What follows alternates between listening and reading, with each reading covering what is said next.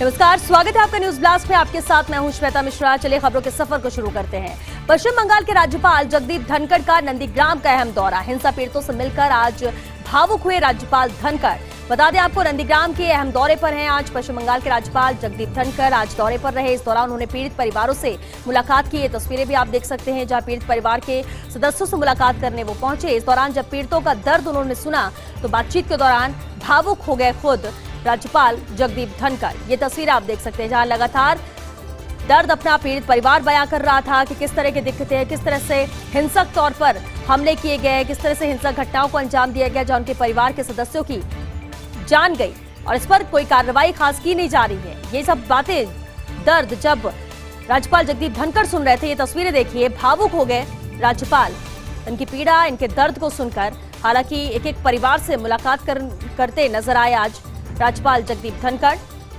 जब उनकी कॉलोनी में पहुंचे, उनकी बस्ती में पहुंचे और उसके बाद एक एक परिवार के घर पर गए जहां सांत्वना व्यक्त की और परिवार ने भी अपना दर्द यहां पर बयां किया। जिसके बाद उनके दर्द को सुनकर भावुक हुए राज्यपाल जगदीप धनखड़।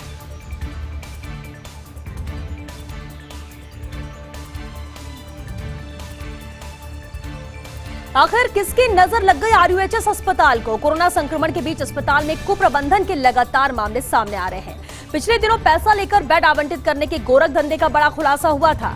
खुद भ्रष्टाचार निरोधक ब्यूरो ने अस्पताल में चल रहा था गोरख धंधा, इसे पकड़ा और इस मामले में आरोपियों पर अभी तक हालांकि कोई कार्रवाई ही नहीं हुई। लेकिन इससे पहले ही आज एक बार फिर बड़ी लापरवाही सामने आई है आरयूएचएस से। आईसीयू में ऑक्सीजन आपूर्ति के प्रेशर में अचानक यहां पर दिक्कतें आई। हालांकि कुछ देर में आईसीयू में ऑक्सीजन आपूर्ति के प्रेशर को मेंटेन कर लिया गया, लेकिन घटनाक्रम के दौरान अचानक 3 मरीजों की मौत से अब सवाल उठे हैं। एक सवाल ये भी है कि क्या मरीजों के दबाव में बेपटरी हो रही है अस्पताल की व्यवस्थाएं? ये बेहद अहम सवाल है। लेकिन नजर किसकी लग गई आरयूएचएस अस्पताल को, ये बार बार एक सवाल उठता है, क्योंकि कोरोना संक्रमण के बीच अस्पताल में कुप्रबंधन के लगातार कई मामले सामने आ रहे हैं। रोजाना एक न एक मामला सामने आता है। पिछले दिनों ही पैसा लेकर बेड आवंटित करने के गोरख धंधे का बड़ा खुलासा हुआ था और खुद भ्रष्टाचार निरोधक ब्यूरो ने अस्पताल में इस गोरख धंधे को पकड़ा था। अब इस मामले में आरोपियों पर अभी तक हालांकि कोई कार्रवाई नहीं हुई, लेकिन इससे पहले कि इस मामले पर कार्रवाई होती, आज एक बार फिर बड़ी लापरवाही सामने आई है। आईसीयू में ऑक्सीजन आपूर्ति के प्रेशर में अचानक ही दिक्कतें आई। हालांकि कुछ देर में आईसीयू में ऑक्सीजन आपूर्ति के प्रेशर को मेंटेन कर लिया गया, लेकिन घटनाक्रम के दौरान अचानक ही 3 मरीजों की मौत से यहां पर सवाल उठे हैं। और एक सवाल ये भी कि क्या मरीजों के दबाव में बेपटरी हो रही है आरयूएचएस अस्पताल की व्यवस्थाएं? मुख्यालय ने दिए एक शिफ्ट में कार्य करने के आदेश, जबकि जयपुर मंडल में दूसरी शिफ्ट में भी खोले जा रहे हैं रिजर्वेशन काउंटर। जयपुर जंक्शन और गांधीनगर स्टेशन पर दूसरी शिफ्ट में ये काउंटर खोले जा रहे हैं। लोगों को टिकट बुकिंग में परेशानी ना हो, इसे देखते हुए ही रिजर्वेशन काउंटर खोले जा रहे हैं। जयपुर, अलवर और रेवाड़ी में करंट काउंटर 24 घंटे खुला रहेगा। चार्ट बनने के बाद सीट खाली होने पर ट्रेन में टिकट बुक कर सकते हैं यात्री। वहीं दुर्गापुरा, फुलेरा और किशनगढ़ में पहली शिफ्ट में ही रिजर्वेशन काउंटर खुलेंगे। यहाँ दूसरी शिफ्ट में टिकट कैंसिलेशन संबंधी कार्य यहाँ पर किए जाएंगे। तो ये व्यवस्थाएं यहाँ पर की गई है ताकि यात्रियों को दिक्कत ना हो। मुख्यालय में एक शिफ्ट में कार्य करने के आदेश दिए गए, लेकिन जबकि जयपुर मंडल में दूसरी शिफ्ट में भी रिजर्वेशन काउंटर यहाँ पर खोले जा रहे हैं। जयपुर जंक्शन और गांधीनगर स्टेशन पर दूसरी शिफ्ट में भी खोले जा रहे हैं ये काउंटर। लोगों को टिकट बुकिंग में परेशानी ना हो, इसे देखते हुए ही रिजर्वेशन काउंटर दूसरी शिफ्ट में भी खोले जा रहे हैं। जयपुर, अलवर और रेवाड़ी में करंट काउंटर 24 घंटे खुला रहेगा। चार्ट बनने के बाद सीट खाली होने पर ट्रेन में टिकट बुक कर सकते हैं ये यात्री इन काउंटर से। वहीं दुर्गापुरा, फुलेरा और किशनगढ़ में पहली शिफ्ट में ही रिजर्वेशन काउंटर खुलेंगे। या दूसरी शिफ्ट में टिकट कैंसिलेशन संबंधी कार्य किए जाएंगे।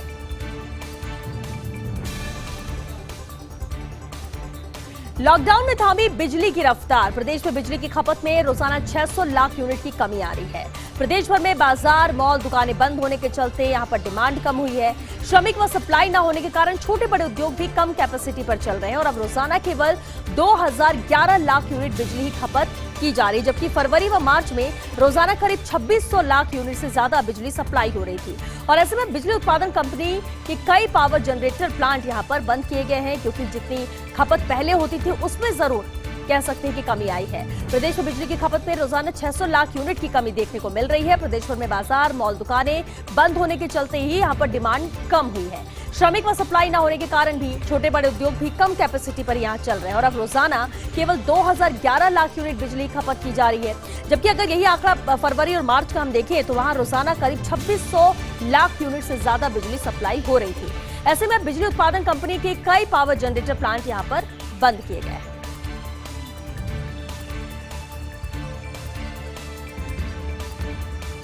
कांग्रेस का दफ्तर एक रसोई न्यारी।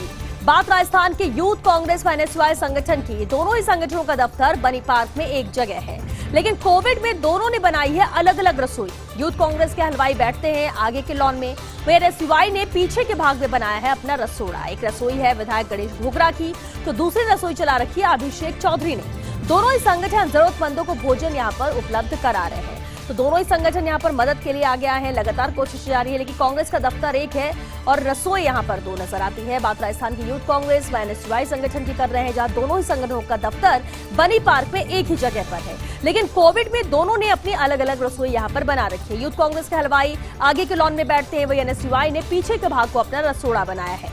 एक रसोई है विधायक गणेश घोगरा की, तो दूसरी रसोई चला रखी है अभिषेक चौधरी ने। दोनों ही संगठन जरूरतमंदों को भोजन उपलब्ध करा रहे हैं। सवाईमाधोपुर के रणथंभौर वन क्षेत्र से खबर है। रणथंभौर का बाघ T62 इन दिनों वन विभाग को नजर नहीं आ रहा है। बाघ T62 के करीब 3 माह से गायब होने की यहां पर सूचना है और अंतिम बार फरवरी माह में देखा गया था। बाघ T62 को फलौदी रेंज के जोन 9 स्थित कवालजी वन क्षेत्र में इसका मूवमेंट रहता है। बाघ T62 के लापता होने के बाद 4 टीमें गठित किए जाने की भी यहां पर खबर मिल रही है। हालांकि इन टीमों ने मुकुंदरा और रामगढ़ क्षेत्र में भी खाक छानी है, तलाश इनकी की, लेकिन वन विभाग की टीम के बैरंग लौटने की ही यहां पर खबर है। पूर्व में भी 2 बार रामगढ़ क्षेत्र में बाघ T62 जा चुका है। फिलहाल वन विभाग के अधिकारी बाघ T62 की तलाश में जुटे हुए हैं कि लगातार उसकी तलाश की जा रही, खोजबीन की जा रही ताकि वो मिल सके। सवाईमाधोपुर के रणथंभौर से वन क्षेत्र से खबर है, जहां रणथंभौर का बाघ T62 इन दिनों वन विभाग को नजर नहीं आ रहा है। बाघ T62 के करीब 3 माह से गायब होने की सूचना है। 3 माह से इसका पता नहीं है। अंतिम बार फरवरी माह में बाघ T62 को देखा गया था। फलौदी रेंज के जोन 9 स्थित कवालजी वन क्षेत्र में इसका मूवमेंट रहता है। बाघ T62 के लापता होने के बाद 4 टीमें गठित की गई हैं। ऐसी भी सूचना मिल रही है कि 4 टीमें गठित की गई हैं जो इसकी तलाश कर रही हैं। हालांकि टीमों ने मुकुंदरा और रामगढ़ क्षेत्र में भी खाक छानी, लेकिन हाथ खाली रहे। वन विभाग की टीम के बैरंग लौटने की यहाँ पर खबर है। अब तक उन्हें कामयाबी नहीं मिल पाई है। पूर्व में भी 2 बार रामगढ़ क्षेत्र में बाघ T62 जा चुका है। फिलहाल वन विभाग के अधिकारी बाघ T62 की तलाश में जुटे हुए हैं, लेकिन अब तक कामयाबी नहीं मिली।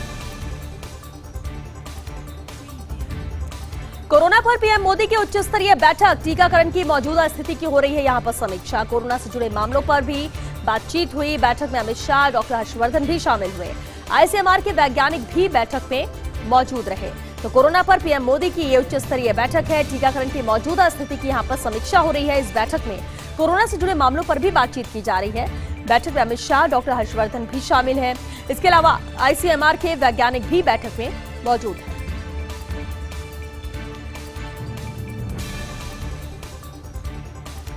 RSS के सरसंघ चालक डॉक्टर मोहन भागवत का आज संबोधन हुआ। आज हम जीतेंगे पॉजिटिविटी अनलिमिटेड श्रृंखला के अंतिम दिन उनका संबोधन था।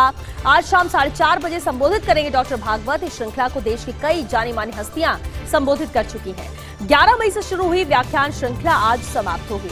सदगुरु जग्गी वासुदेव, मुनिश्री प्रमाण सागर जी महाराज, श्री श्री रविशंकर, अजीज प्रेम जी, शंकराचार्य विजेंद्र सरस्वती, पद्म विभूषण सोनल मानसिंह, निवेदिता भिड़े, पूज्य महंत संत ज्ञानदेव सिंह, साध्वी रितंभरा यहाँ पर संबोधित कर चुकी हैं।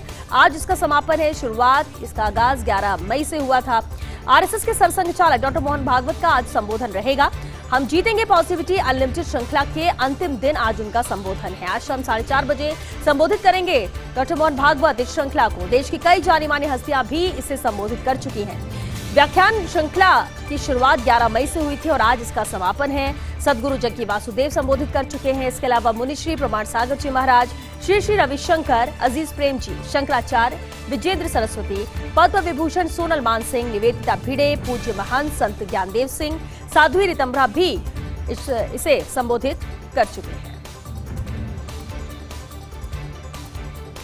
क्या भवानीपुर विधानसभा सीट पर लौटेंगी ममता? ममता के पास MLC बनकर विधानसभा पहुंचने का विकल्प नहीं है और इसलिए अगले 6 माह में ममता को लड़ना ही होगा विधानसभा चुनाव। भवानीपुर से ममता ने उतारा था शोभन देव चट्टोपाध्याय को और उन्होंने यहां से चुनाव जीता था और अब मंत्री के रूप में शामिल है। ममता ने चुनाव प्रचार के दौरान टॉलीगंज से भी लड़ने की यहां पर इच्छा जताई थी, लेकिन अरूप विश्वास ने बाबुल सुप्रियो को हराया भारी अंतर से। अब ममता किस सीट से चुनाव लड़ेंगी, इसको लेकर चर्चा जारी है कि ममता अपने लिए कौन सी सीट चुनती है। हालांकि 6 महीने के अंदर उन्हें चुनाव लड़ना है और जीतना है, लेकिन क्या भवानीपुर विधानसभा सीट पर ममता फिर से लौटेंगी? ममता के पास एमएलसी बनकर विधानसभा पहुंचने का विकल्प नहीं है और इसलिए अगले 6 माह में ममता को विधानसभा का चुनाव लड़ना ही होगा। भवानीपुर से ममता ने शोभन देव चट्टोपाध्याय को उतारा था मैदान में और उन्होंने यहां से चुनाव जीता और अब मंत्री के रूप में शामिल हुए हैं।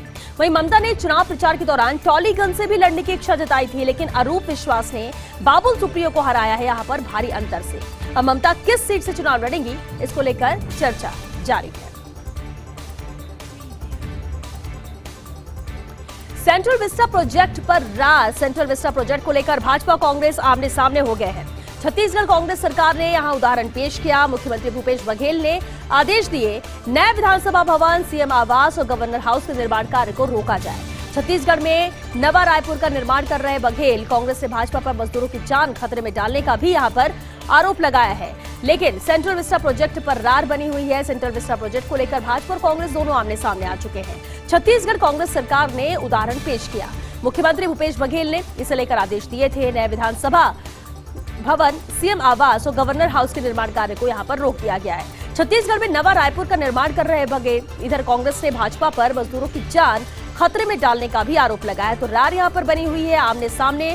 सेंट्रल विस्टा प्रोजेक्ट को लेकर बीजेपी और कांग्रेस है, ये साफ नजर आता है। लेकिन इधर छत्तीसगढ़ कांग्रेस सरकार ने उदाहरण पेश किया है कि इस कोविड काल में जिस तरह से महामारी का दौर है, जिस तरह से लगातार आंकड़े बढ़ रहे हैं पॉजिटिव केसेस के, लोगों की जान बचाना है प्राथमिकता, और ऐसे में मुख्यमंत्री भूपेश बघेल ने उदाहरण पेश किया और उन्होंने आदेश दिए कि नए विधानसभा भवन, सीएम आवास और गवर्नर हाउस के निर्माण कार्य को फिलहाल रोका जाए। छत्तीसगढ़ में नवा रायपुर का निर्माण कर रहे हैं बघेल। कांग्रेस ने भाजपा पर मजदूरों की जान खतरे में डालने का भी इस दौरान आरोप लगाया, जब सेंट्रल विस्टा प्रोजेक्ट को लेकर लगातार सवाल उठ रहे थे कि सेंट्रल विस्टा प्रोजेक्ट आखिर क्यों नहीं रोका जा रहा है। इस पर रार है। भाजपा और कांग्रेस दोनों आमने सामने है कि क्या ये प्रोजेक्ट इतना जरूरी है कि ऐसे मुश्किल वक्त में भी इसका काम जारी है। और इसी को लेकर ही कांग्रेस ने भाजपा पर भी आरोप लगाया कि मजदूरों की जान खतरे में डाल रहे हैं भाजपा, जिस तरह से ये कंस्ट्रक्शन का काम किया जा रहा है। हालांकि इसे लेकर एक उदाहरण जरूर छत्तीसगढ़ कांग्रेस सरकार ने पेश किया है, जहां मुख्यमंत्री भूपेश बघेल ने यहां पर आदेश दिए नए विधानसभा भवन, सीएम आवास और गवर्नर हाउस जिनका निर्माण कार्य चल रहा था, इसे फिलहाल रोक दिया गया है। छत्तीसगढ़ में नवा रायपुर का निर्माण कर रहे हैं बघेल और इसी के तहत ये कंस्ट्रक्शन का काम यहां पर जारी था, लेकिन इसे फिलहाल रोक दिया गया है मुख्यमंत्री के आदेश से। ब्रेक के बाद आपका स्वागत है न्यूज ब्लास्ट में। दिनेश त्रिवेदी न घर के न घाट के। दिनेश त्रिवेदी इन दिनों नजर आ रहे हैं हताश। विधानसभा चुनाव से पहले टीएमसी छोड़ अपनी राज्यसभा सीट से भी इस्तीफा दिया था और अब इस सीट पर अगले 6 माह में होंगे उपचुनाव। बंगाल में टीएमसी के पास इतनी सीटें हैं कि उपचुनाव में आसानी से जीत दर्ज कर लेगी। पूर्व वित्त मंत्री यशवंत सिन्हा जा सकते हैं राज्यसभा। राज्यसभा में मोदी सरकार की मुश्किलें बढ़ा सकते हैं यशवंत सिन्हा। तो दिनेश त्रिवेदी न घर के न घाट के हैं। दिनेश त्रिवेदी इन दिनों हताश से नजर आते हैं। विधानसभा चुनाव से पहले टीएमसी छोड़ अपनी राज्यसभा सीट से भी उन्होंने इस्तीफा दिया था और अब इस सीट पर अगले 6 माह में उपचुनाव होंगे। बंगाल में टीएमसी के पास इतनी सीटें हैं कि उपचुनाव में आसानी से जीत दर्ज कर लेगी। पूर्व वित्त मंत्री यशवंत सिन्हा राज्यसभा जा सकते हैं। राज्यसभा में मोदी सरकार की मुश्किलें बढ़ा सकते हैं यशवंत सिन्हा।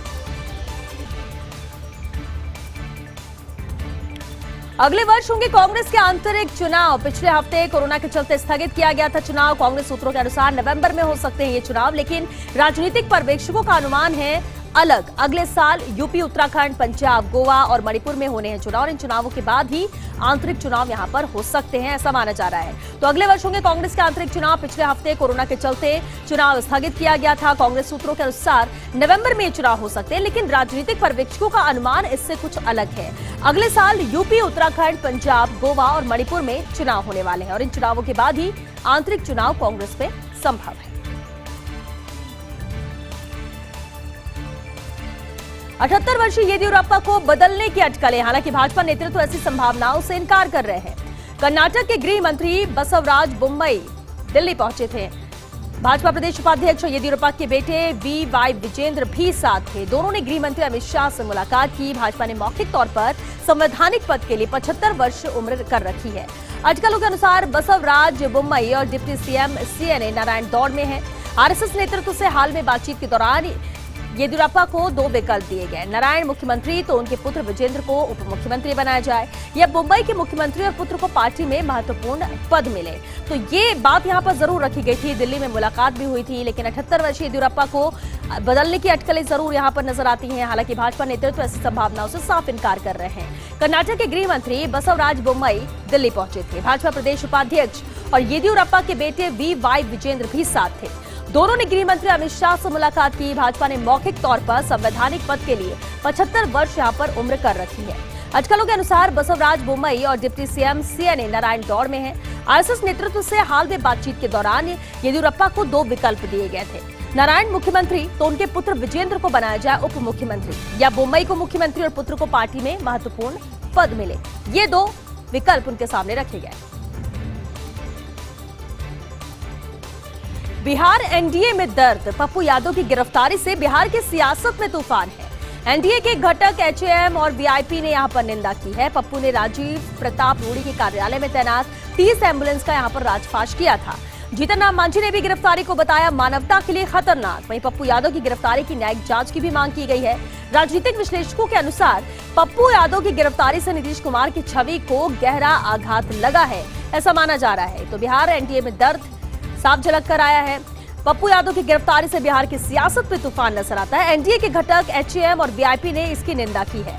पप्पू ने राजीव प्रताप रूडी के कार्यालय में तैनात 30 एम्बुलेंस का राजफाश किया था। जीतन राम मांझी ने भी गिरफ्तारी को बताया मानवता के लिए खतरनाक। तो वही पप्पू यादव की गिरफ्तारी की न्यायिक जांच की भी यहाँ पर मांग की गई। राजनीतिक विश्लेषकों के अनुसार पप्पू यादव की गिरफ्तारी से नीतीश कुमार की छवि को गहरा आघात लगा है। गोवा में ऑक्सीजन की कमी से त्राहिमाम। ऑक्सीजन की कमी से 13 और लोगों की मौत हुई है। मामले में मुख्यमंत्री प्रमोद सावंत के खिलाफ शिकायत दर्ज की गई। मुख्य सचिव परिमल राय के खिलाफ भी शिकायत दर्ज की गई है। कांग्रेस भी मुख्यमंत्री और स्वास्थ्य मंत्री के खिलाफ दर्ज कराएगी शिकायत। ऑक्सीजन की कमी से अब तक 75 लोगों की यहां पर मौत हो चुकी है। तो गोवा में ऑक्सीजन की कमी से त्राहिमाम है। ऑक्सीजन की कमी से 13 और लोगों की यहां पर मौत हुई। मामले में मुख्यमंत्री प्रमोद सावंत के खिलाफ शिकायत दर्ज की गई है। मुख्य सचिव परिमल राय के खिलाफ भी शिकायत दर्ज की गई। इधर कांग्रेस भी मुख्यमंत्री और स्वास्थ्य मंत्री के खिलाफ शिकायत दर्ज कराएगी। ऑक्सीजन की कमी से अब तक 75 लोगों की मौत हो चुकी है। कोरोना की उत्पत्ति को लेकर फिर उठे सवाल। दुनिया के जाने माने 18 वैज्ञानिकों ने पत्र लिखकर मांग उठाई है। कोरोना की उत्पत्ति के सवालों के जवाब पाने के लिए की जानी चाहिए और जांच।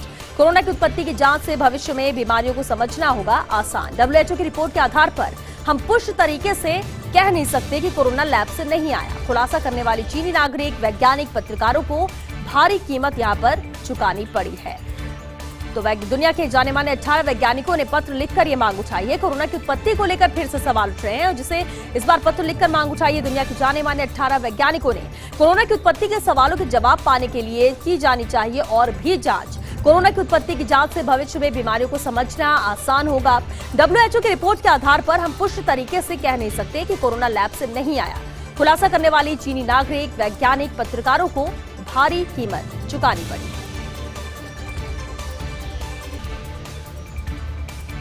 दुनिया भर में कोरोना संक्रमितों की संख्या 16 करोड़ के पार है। दुनिया भर में अब तक 16,25,19,544 लोग कोरोना पॉजिटिव हुए हैं। दुनिया भर में कोरोना से मरने वालों की संख्या 33 लाख के पार है। दुनिया भर में अब तक कोरोना से 33,70,754 लोगों की जान गई है। वहीं दुनिया भर में कोरोना के अब तक 14,14,48,963 मरीज यहां स्वस्थ हुए। दुनिया भर में अब तक कोरोना के 1,76,99,827 एक्टिव केस हैं। तो दुनिया भर में अब तक के अगर कोरोना वैक्सीन की बात की जाए तो 68,57,32,785 लोगों ने कोरोना वैक्सीन लगवाई है। भारतीय मूल की नीरा टंडन को मिली अहम जिम्मेदारी। नीरा टंडन जो बाइडेन की वरिष्ठ सलाहकार नियुक्त हुई हैं। पूर्व में प्रबंधन बजट कार्यालय का नेतृत्व करने के लिए नीरा टंडन को चुना था, लेकिन विरोध के बीच मार्च में उन्होंने अपना नामांकन वापस लिया था। नीरा को पूर्व में कई सांसदों के खिलाफ किए ट्वीट के कारण विरोध का सामना भी करना पड़ा था। जो बाइडेन ने कहा था, मैं चाहता हूं कि मेरे प्रशासन में उनकी कोई भूमिका हो, ये जो बाइडेन का कहना था। लेकिन भारतीय मूल की नीरा टंडन, जिनको अहम जिम्मेदारी मिली है, नीरा टंडन जो बाइडेन की वरिष्ठ सलाहकार नियुक्त की गई हैं। पूर्व में प्रबंधन बजट कार्यालय का नेतृत्व करने के लिए नीरा टंडन को चुना गया था, लेकिन विरोध के बीच मार्च में उन्होंने अपना नामांकन वापस लिया था। नीरा को पूर्व में कई सांसदों के खिलाफ ये ट्वीट के कारण विरोध का सामना भी यहाँ पर करना पड़ा था। कई लोगों ने इनका विरोध किया था, क्योंकि नीरा ने इससे पहले कई सांसदों के खिलाफ ट्वीट किए थे जो उनके खिलाफ थे, और इसी का विरोध उन्हें करना पड़ा। जो बाइडेन ने लेकिन कहा था, मैं चाहता हूं कि मेरे प्रशासन में उनकी कोई भूमिका हो, यानी नीरा टंडन की कोई भूमिका उनके प्रशासन में होनी चाहिए। और ऐसे में अब ये नई जिम्मेदारी नीरा टंडन को दी गई है, जो अब जो बाइडेन की वरिष्ठ सलाहकार नियुक्त की गई है। हालांकि इससे पहले प्रबंधन बजट कार्यालय का नेतृत्व करने के लिए भी नीरा टंडन को चुना गया था, लेकिन इनका विरोध हुआ और विरोध के बीच ही मार्च में उन्हें अपना नामांकन वापस लिया था। वजह बताई जा रही, कई सांसदों के खिलाफ नीरा टंडन ने पहले कई ट्वीट किए थे जो उनके खिलाफ थे, और ऐसे में उनको विरोध का सामना करना पड़ा था।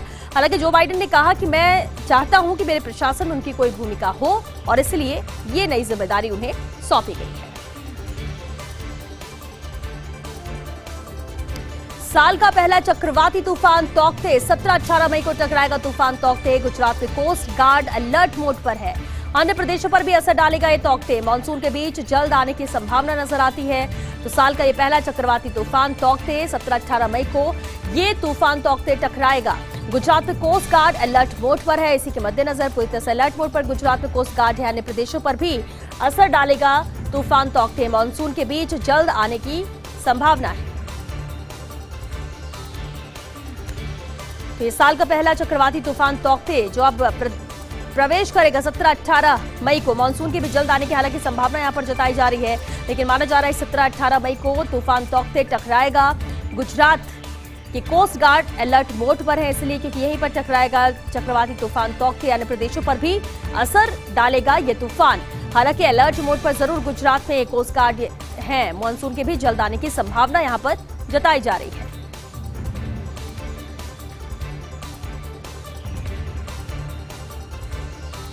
और J6 न्यूज ब्लास्ट में फिलहाल के लिए इतना ही। नमस्कार।